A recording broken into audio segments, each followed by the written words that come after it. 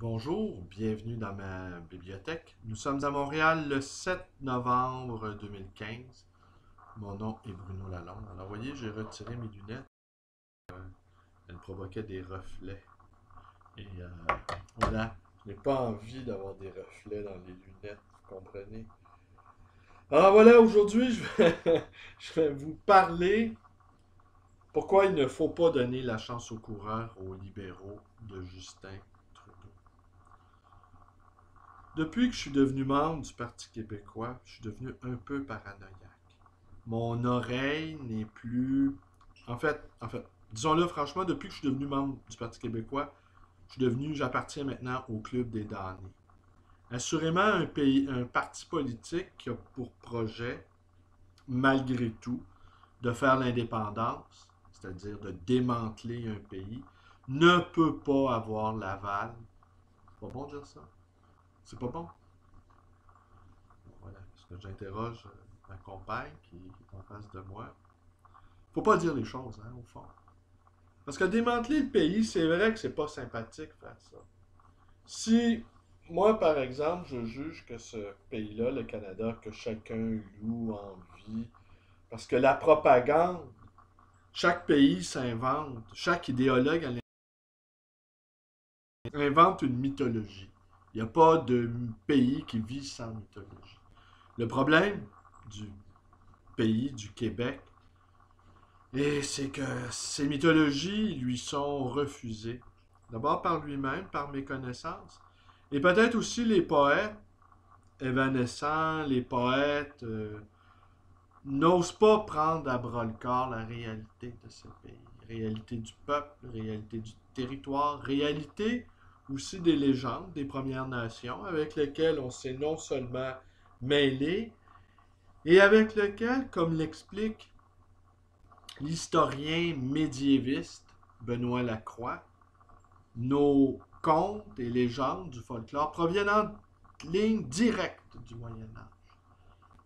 Alors, en terre américaine, en terre canadienne, eh ben, il s'est créé une sorte de syncrétisme entre les deux, les deux types de contes, toujours oraux, et les coureurs des bois qui étaient nécessairement des Canadiens français étaient fort réputés pour leur esprit flamboyant, pour leur esprit poétique, étaient fort réputés auprès des Amérindiens. Alors ces grands voyageurs-là ont ouvert l'Amérique. On me racontait qu'il y a plus d'une trentaine d'États américains qui ont été découverts par occidentaux à avoir foulé le sol de ces États-là, eh bien, étaient des Canadiens, des coureurs des bois. Alors, il y a tellement de mythologies qui sont possibles dans ce pays-là que presque on pourrait dire on, on ploie sous le poids d'une immense richesse et à cause de ça, on est d'une infinie pauvreté. Car nous ne réalisons pas notre propre richesse. Ne pas savoir qu'on est riche, c'est être pauvre.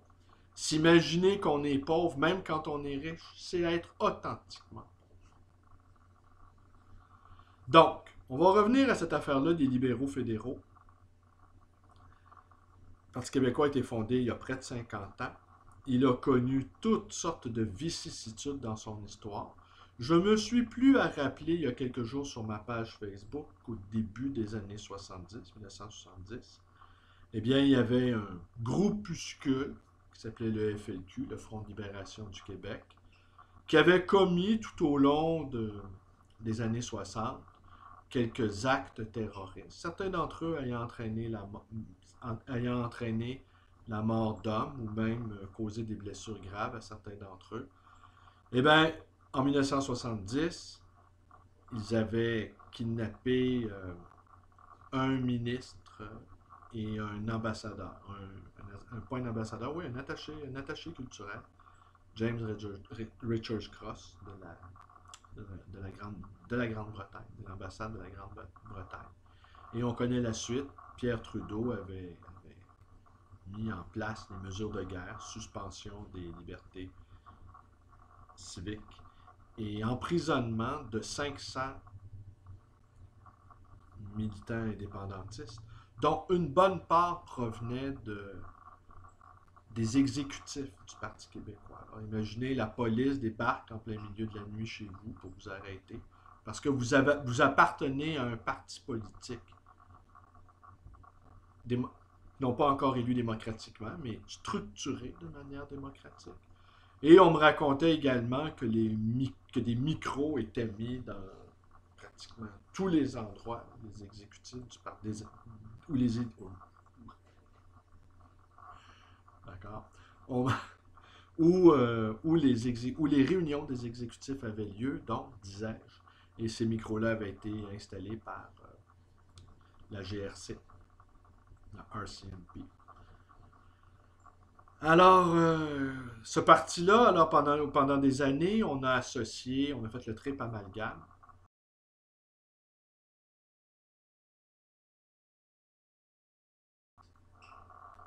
Et terroriste. Alors forcément, quand ce triple amalgame-là vous colle à la peau, qu'on vous traite de terroriste à longueur de journée, ben forcément, ça façonne l'imaginaire de quelqu'un. Et ça influence durablement les structures de ce parti-là, les structures et la psychologie inconsciente de ce parti. La victoire de 76 est venue faire de ce parti-là, lui a donné une légitimité démocratique et appuyée par une grande partie de la population. C'est difficile de dire à 1,5 million de personnes, vous êtes tous des terroristes. Et l'option que vous défendez, elle est punissable par des lois, des exactions et même des arrestations arbitraires. Les 500, pour en revenir aux 500 qui ont été arrêtés, eh bien, ils ont été emprisonnés dans diverses prisons, dont la prison Partenay, qui n'est pas tellement loin d'ici, chez moi, dans le Faubourg Amblas. Et ils ont été emprisonnés au début du mois d'octobre et ils ont été relâchés au mois de janvier. Donc, pendant 3 mois, ils n'ont pu donner aucune nouvelle de leur famille. Ils ont été sans contact. Forcément, ça aussi, ça transforme l'esprit d'un militant. Alors oui, le Parti québécois a eu une enfance malheureuse, à l'instar des Québécois. Et ça a laissé des traces durables. Alors évidemment, il est l'objet d'attaques permanentes, sans relâche. Aux dernières élections du 19 octobre que j'ai suivies sur les ondes de TVA, voulant m'épargner les commentaires laudateurs que je devinais qui auraient lieu parce que sur la chaîne d'État, évidemment, ils étaient en état d'extase de voir les libéraux revenus. Alors je me suis dit, je vais m'épargner ça, voyant que les provinces maritimes étaient sur le point, étaient en train d'offrir une confortable majorité aux libéraux fédéraux. Alors on y trouvait donc sur le plateau l'animateur, Jean Lapierre et Mario Dumont. Et tout à coup, Dumont a échappé un lapsus, il a parlé que Pélado pédalait et c'est devenu Pédalo pédalait, il se trouvait très drôle. Et les deux autres ont eu des sourires entendus, comme quoi, évidemment, Pélado échouerait à conduire le Parti québécois à réaliser l'indépendance. Là, je me suis dit, Mario Dumont et Jean Lapierre en train de railler le chef du Parti québécois, qui pour moi reste absolument un homme admirable, un exemple à suivre, de quelqu'un d'extrêmement riche, d'extrêmement puissant, qui aurait pu très bien continuer à vaquer à ses affaires en toute quiétude, et qui n'a pas hésité à prendre un risque très important, et très important peut-être même pour sa propre sécurité, quand on connaît les méthodes qui ont été utilisées par le gouvernement canadien pour mater le seul parti qui représente une réelle menace. Ce ne sont pas les gauchistes de Québec solidaire qui doivent bien inquiéter les services secrets canadiens. Le Parti québécois représente encore devenu, et il le demeure, fédérateur du reste du Canada. Ils sont l'ennemi désigné. Nous sommes les vilains. Nous sommes les bad boys. Et nous devons être traités comme tels. Alors, quand tout le monde se dit maintenant que les pires ennemis qu'ont eu les péquistes depuis le début de leur histoire, ce sont les libéraux fédéraux, et bien, quand on nous dit, ben voilà, il faut donner la chance à nos adversaires politiques d'encore nous foutre une bonne raclée, ben je m'excuse. Moi, je ne mange pas de ce pain-là. Je pense qu'il faut tout de suite se mettre à pied d'œuvre pour les surveiller, guetter leurs moindres faux pas et les attaquer sans relâche sur leur programme. Et s'il le faut, les tourner en dérision, comme eux n'hésiteront pas à le faire, car pour eux, c'est une guerre.